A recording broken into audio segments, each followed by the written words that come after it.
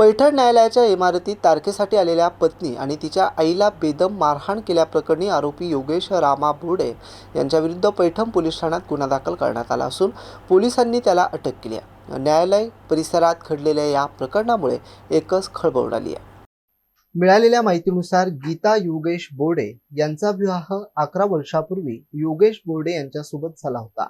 वैवाहिक वादामुळे गीता या गेल्या 4 वर्षापासून आई वडिलांकडे राहत असून पती पत्नीमधील वाद न्यायालयात सुरू आहे। मंगळवारी गीता बोर्डे या त्यांच्या आईसोबत न्यायालयात तारखेसाठी हजर होत्या। न्यायालयाच्या इमारतीत महिला वकिलासोबत चर्चा सुरू असताना योगेश बोर्डे तिथे आला आणि पत्नी तसेच सासूला मारहाण केल्याचा आरोप आहे।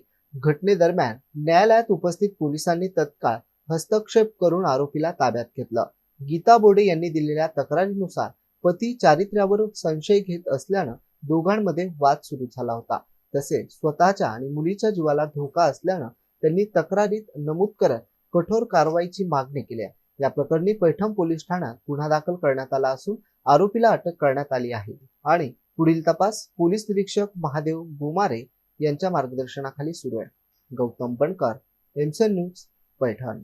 मी गीता योगेश बोर्डे, माझे लग्न 26 फेब्रुवारी 2015ला झालेले आहे आणि आमचे आपसात पटत नसल्यामुळे मी 2021 पासून इकडे राहत आहे आईवडिलांकडे।